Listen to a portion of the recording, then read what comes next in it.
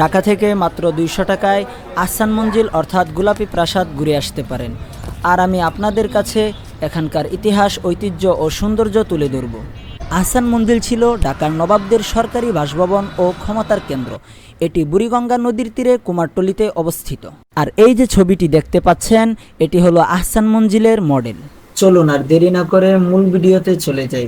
আমি মালিবাগ থেকে গুলিস্তানের উদ্দেশ্যে রওনা হয়েছি। আপনারা ঢাকার যে কোনো প্রান্ত থেকে গুলিস্তানে চলে আসবেন। আপনারা গুলিস্তান থেকে লোকাল বাস বা রিক্সা দিয়ে আহসান মঞ্জিলে আসতে পারেন। যদি লোকাল বাস দিয়ে আসেন তাহলে কিছু পথ হেঁটে আসতে হবে। আমরা আহসান মঞ্জিলের গেট থেকে টিকিট নিয়ে ভিতরে প্রবেশ করছি। আমি আহসান মঞ্জিলের নিখুঁত সৌন্দর্য দেখে মুগ্ধ হয়েছি।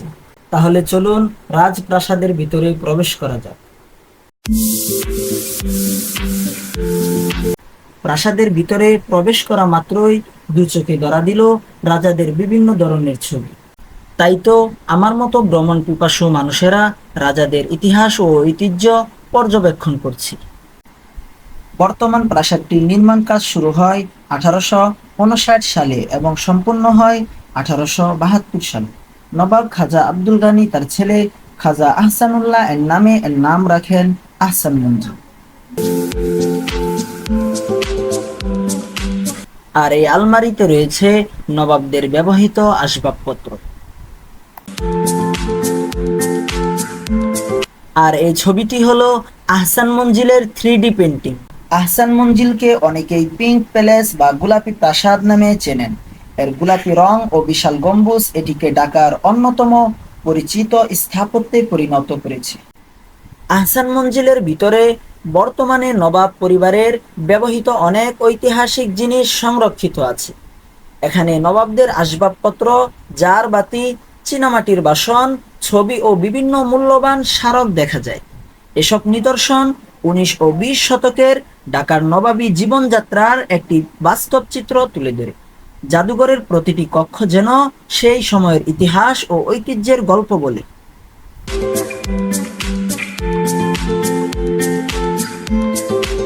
আর এই যে দেখতে পাচ্ছেন যে বিলাসবহুল জায়গাটি, এটি ছিল রাজাদের ডাইনিং টেবিল। এই মৃত পশুর মাথা রয়েছে। আর এটি কোন পশুর মাথা হতে পারে, আপনাদের মতামত অবশ্যই কমেন্টে জানিয়ে যাবেন।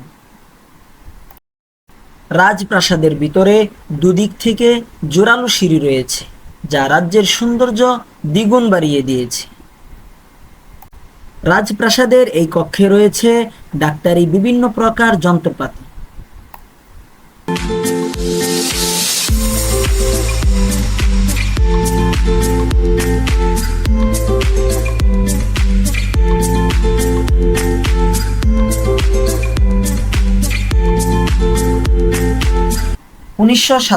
সালের আসাম ভূমিকম্পেও প্রাসাদটি ক্ষতিগ্রস্ত হয়েছিল এবং পুনরায় সংস্কার করা হয়। 1906 সালে আহসান মঞ্জিলে অনুষ্ঠিত একটি গুরুত্বপূর্ণ সভায় অল ইন্ডিয়া মুসলিম ল্যাঙ্গুয়েজ গঠনের সিদ্ধান্ত নেওয়া হয়। তাই উপমহাদেশের রাজনৈতিক ইতিহাসেও এই প্রাসাদটির বিশেষ গুরুত্ব রয়েছে। নবাবদের পতনের পর এক সময় প্রাসাদটি অবহেলিত হয়ে পড়ে। পরে বাংলাদেশ সরকার এটি অধিগ্রহণ করে সংস্কার করে এবং 1992 সালে জাদুঘর হিসাবে জনসাধারণের জন্য উন্মুক্ত করে দেয়। তাদের আসবাবপত্র দেখেই অনুমান করা যায় তারা কি পরিমাণ শৌখিন ছিল।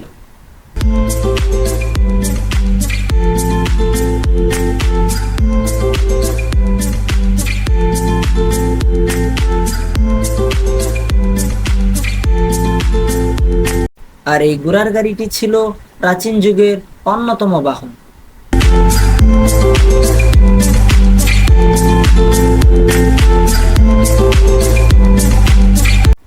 এটি হলো বিশ্বের অন্যতম প্রাচীন একটি গাড়ি, যার নাম হলো ডিডিয়ন বুটন।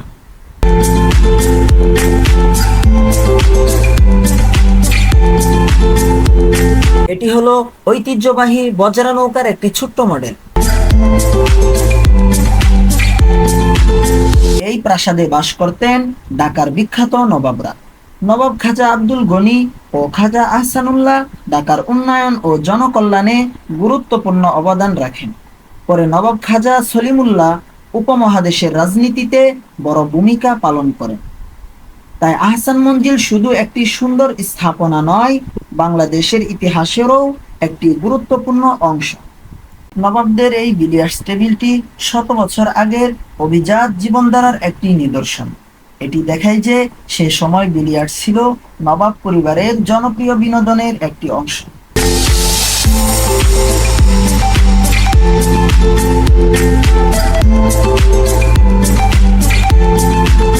আহসান মঞ্জিলে সংরক্ষিত এই সিন্দুকটি নবাব পরিবারের মূল্যবান সম্পদ, গহনা ও গুরুত্বপূর্ণ দলিলপত্র রাখার জন্য ব্যবহৃত হতো।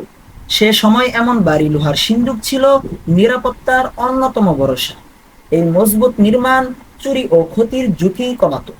এই সিন্দুক নবাবদের ঐশ্বর্য ও তৎকালীন জীবনধারার একটি গুরুত্বপূর্ণ নিদর্শন হিসাবে আজও ইতিহাসের সাক্ষ্য বহন করছে।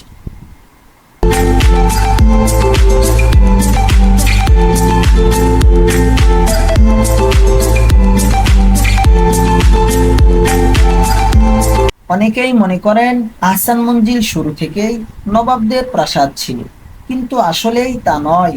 19 শতাব্দীর আগে এই স্থানে একটি ফরাসি বাণিজ্যিক কুঠি ছিল। পরে ঢাকার প্রভাবশালী জমিদার ও নবাব পরিবারের সদস্যরা জায়গাটি কিনে নেন। এরপর খাজা আব্দুল গানি এখানে একটি বিশাল প্রাসাদ নির্মাণের উদ্যোগ নেন। তিনি তার ছেলে খাজা আহসানুল্লাহ এর নাম অনুসারে প্রাসাদের নাম রাখেন আহসান মঞ্জিল। ধীরে ধীরে এটি শুধু একটি বাড়ি নয়, বরং পুরো ঢাকার নবাব পরিবারের ক্ষমতা, ঐতিহ্য ও মর্যাদার প্রতীক হয়ে ওঠে।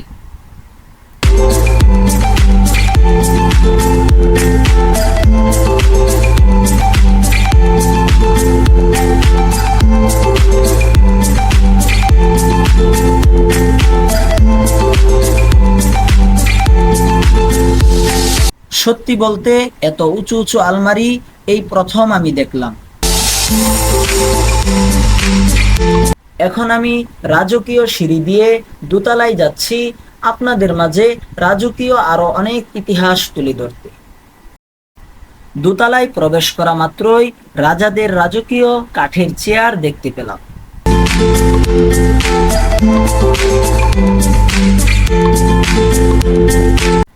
এই কক্ষে রয়েছে রাজা পরিবারের সদস্যদের ছবি এবং এতে রয়েছে হাতির দাঁত দিয়ে তৈরি করা নিখুঁত জিনিসপত্র।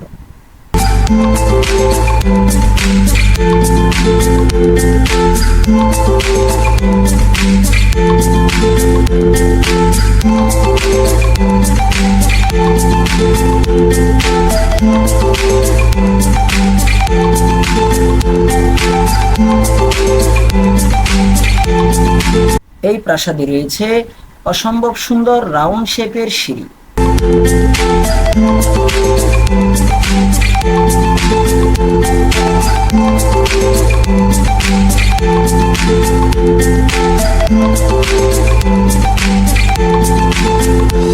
ঢাকার নবাবরা তাদের আভিজাত্য ও বিলাসবহুল জীবনযাত্রার জন্য সুপরিচিত ছিলেন। আহসান মঞ্জিলের বিশাল জারবাতি, বিদেশি আসবাবপত্র ও নান্দনিক সাজসজ্জা সেই রুচিরই পরিচয় বহন করে। নবাবরা বিলিয়ার্ডস, সঙ্গীত আসর এবং জাঁকজমকপূর্ণ ভোজসভার আয়োজন করতে পছন্দ করতেন। দেশ বিদেশের অতিথিদের আপ্যায়নের জন্য প্রাসাদে বিশেষ ব্যবস্থা রাখা হতো। এসব নিদর্শন আজও নবাবী যুগের ঐশ্বর্য ও আভিজাত্যের গল্প শোনায়। বুড়িগঙ্গার তীরে দাঁড়িয়ে থাকা আহসান মঞ্জিল শুধু একটি প্রাসাদ নয়, এটি পুরান ঢাকার নবাবী ঐতিহ্য, রাজনীতি, সংস্কৃতি ও ইতিহাসের এক জীবন্ত সাক্ষী। শত বছরেরও বেশি সময় ধরে এই প্রাসাদ অসংখ্য ঘটনা, স্মৃতি ও ইতিহাসের নীরব সাক্ষী হয়ে দাঁড়িয়ে আছে। এর প্রতিটি কক্ষ, প্রতিটি সিঁড়ি এবং প্রতিটি নিদর্শন আমাদের অতীতের গল্প শোনায়। আহসান মঞ্জিল আমাদের মনে করিয়ে দেয়, ইতিহাস শুধু বইয়ের পাতায় নয়, বরং এমন স্থাপনাগুলোর মাঝেও জীবন্ত হয়ে থাকে। আশা করি আজকের ভ্রমণে আপনারাও এই ঐতিহাসিক প্রাসাদের সৌন্দর্য ও গুরুত্ব সম্পর্কে নতুন কিছু জানতে পেরেছেন। ভিডিওটি ভালো লাগলে একটি লাইক দিয়ে উৎসাহ দিন। আপনাদের মতামত কমেন্টে জানাতে ভুলবেন না। আর এমন আরও ইতিহাস, ভ্রমণ ও ঐতিহ্যের গল্প দেখতে আমাদের চ্যানেলটি সাবস্ক্রাইব করে পাশে থাকা বেল আইকনটি অন করে রাখুন। আজকের মতো এখানেই বিদায়। সবাই ভালো থাকুন। আল্লাহ হাফেজ।